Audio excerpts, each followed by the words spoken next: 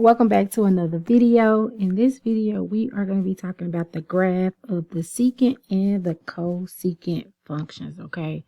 So we're going to look at just the basic graphs, and then in the next video, we'll look at different variations of each of those graphs, alrighty? So starting off, we're going to start off with the secant function. I'm just getting my pen on here, and so we're going to graph the secant function. Now remember, the secant function is the reciprocal of the cosine function. So what I have here, this first chart here, this is the chart for y equal cosine of x. Just to remind you all of what the cosine is at the basic points. It has a few extras, pi over 6, pi over 4, and pi over 3 in it. Our basic points that we normally look at are 0, pi over 2, pi, 3 pi over 2, and 2 pi. So this first one, and then skip down to these last 4. Alrighty. So if I was to just look at those basic ones, that's what I have on my chart down here. This is going to be the graph for secant of x. Remember, secant is the reciprocal of cosine. So at each of those points, I'll take the reciprocal. So for 0, the cosine is 1. The reciprocal of 1 is 1. For pi over 2, the cosine is 0. But if I take the reciprocal of 0, that gives me 1 over 0, which is undefined. So that would be 1 over 0, which is undefined. Alrighty. At pi, the cosine is -1. So if you take the reciprocal of -1, that would give you -1. 3 pi over 2, the cosine is 0. So if you take the reciprocal of 0, you're going to get undefined again. And then at 2 pi, the cosine is 1. And if you take the reciprocal of 1, you're at 1. So if I plot those points at 0, I have 1. At pi over 2, it's undefined. Remember, wherever it's undefined, you have what we call an asymptote. At pi, it's -1. At 3 pi over 2, it's undefined, so we have another asymptote. And then at 2 pi, it's at 1. All right. Now, this doesn't give me enough information to actually know what's going on. I need to really know what is going on in between those asymptotes. And if you notice, those asymptotes are at pi over 2, 3 pi over 2. So then the next one will be 5 pi over 2. So they're at every odd multiple of pi over 2. That means I will have another asymptote here at -pi over 2. So I really need to know what's going on in between these asymptotes. So I'm going to pick a few points in between them. So I'm going to pick here pi over 4 because that's halfway between 0 and pi over 2. I'm going to pick 3 pi over 4, 5 pi over 4. I'm going to see what's going on at those points. So at pi over 4, remember that the cosine at pi over 4, if I do another, extend my chart over here, the cosine was the square root of 2 over 2. So if I took the reciprocal of square root of 2 over 2, I would get 2 over square root of 2. Well, remember, we can't leave a rational number we can't leave a square root in the denominator. So we would have to rationalize the denominator by multiplying top and bottom by square root of 2. And we would get 2 square roots of 2 on the top. And the square root of 2 times square root of 2 is 2. Those 2's would cancel and give you the square root of 2. So for the secant, so this chart down here is going to be for my secant. At pi over 4, we get the square root of 2. At 3 pi over 4, remember the cosine is negative square root of 2 over 2. So if you was to take the reciprocal of that, you would get negative square root of 2. And then at 5 pi over 4, the cosine, so 5 pi over 4 is in the third quadrant. The cosine is also negative. So you will have negative square root of 2. Because at 5 pi over 4, your cosine would be negative square root of 2 over 2. So what is square root of 2 or square root of 2? It's approximately 1.4. So at pi over 4, if I put another line here for 2, square root of 2 would be approximately halfway between those. At 3 pi over 4, if I put another line here for -2, negative square root of 2 would be halfway between, close to being halfway between -1 and -2. And for 5 pi over 4, it'll be the same.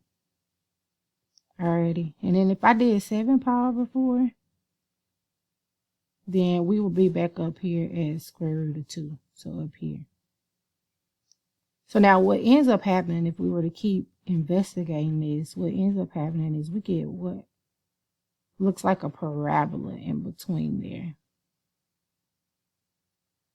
It's a parabola that has its peak here, or what we call its vertex here at pi negative 1. And so the same thing here, if I was to graph negative pi over 4, negative pi over 4 is the same as 7 pi over 4, which would be positive square root of 2. So it'll be up here. And so we'll end up with a parabola in this one, though. And this we'll get the same thing over here, a parabola. So you get little parabolas in between these asymptotes. And then they alternate. So we have one up here in the top. So we have the parabola here in the top, and then we have one in the bottom, then we have it in the top. So the next one will be in the bottom, and they'll just keep alternating these little parabolas. And so this is what your secant function looks like. Alrighty. Here is a more formal graph of the secant. You can see it just continues this pattern over and over and over because it's also a periodic function. And if we were to look at some of the properties of it, first thing you will notice is that the domain, you have values everywhere except at these odd multiples of pi over 2. Remember, 2n plus 1 represents an odd number. So this is how you write odd multiples of pi over 2. So x cannot be an odd multiple of pi over 2 because it'll be undefined there. And that's where we have our asymptotes. Now the range is different in all of our other functions. Well, not all of them, but in the sine and cosine, the range was negative 1 to 1. But now this time it's going to be the opposite. So it's going to be, so for sine and cosine, it was everything in between these two, negative 1 and 1. But for secant and cosecant, it's going to be the same for cosecant. It's going to be everything from negative infinity to 1. And it stops at 1. And you see a break in the graph between negative 1 and 1. And then it's everything from 1 to infinity. So that's the range. There are no x-intercepts this time because we have a break in the graph between negative 1 and 1. So it doesn't cross the x-axis. This one also has a period of 2 pi, just like its reciprocal function. And then again, the graph is discontinuous at every odd multiple of pi. It doesn't have a maximum or minimum, so there is no amplitude. And this graph is symmetric to the y-axis, so we call it an even function. Even function means when you take the secant of a negative value, it's the same as saying the secant of that value positive, okay? So this is the graph of the secant function. Now let's look at the cosecant function. So we're going to graph y equal cosecant of x. Now remember, cosecant is the reciprocal of sine. So over here, this first chart I have is the sine graph. So these are the values of sine, and so I wanted to put these first because the cosecant is the reciprocal. And if I start with my main value, 0, the sine of 0 is 0. If I take the reciprocal of 0, I get 1 over 0, which is undefined. The sine of pi over 2 is 1. So if you take the reciprocal of 1, you get 1. The sine of pi is 0. You take the reciprocal of 0, you get 1 over 0, which is undefined. The sine of 3 pi over 2 is negative 1. So if you take the reciprocal of negative 1, you get negative 1. And the sine of 2 pi is 0. So if you take the reciprocal of 0, you get undefined. So if we plot these points at 0, it's undefined. So we have an asymptote here at 0. At pi over 2 is 1. So we have a point there at 1. At pi, it's undefined. So another asymptote. 3 pi over 2, it's negative 1. 2 pi, we have an asymptote because it's undefined. Alrighty. And once again, we don't have enough information. But what we can say is that your asymptotes are at every pi, every integer pi. So at negative pi, we'll have an asymptote. At negative 2 pi, we'll have an asymptote. Oops, that's supposed to go through 2 pi. But we don't have enough information to know what's going on in between here. So we need to pick a few more values. So we'll do just like we did earlier. Pick pi over 4. 3 pi over 4. 5 pi over 4. So let's see what's going on with those values. That's 5 pi over 4 at the bottom. So I want to know what is the sign of those values first. So the sign of pi over 4 is square root of 2 over 2. The sign of 3 pi over 4 is 3 pi over 4 is also square root of 2 over 2. And then 5 pi over 4, I'll come down here, is negative square root of 2 over 2. So if you take the reciprocal of square root of 2 over 2, it'll be just like with the secant, you'll get square root of 2. If you take the reciprocal of 3 pi over 4, or the reciprocal of square root of 2 over 2, because that's what you get at 3 pi over 4, you'll also get square root of 2. And if you take the reciprocal of negative square root of 2 over 2, you get negative square root of 2.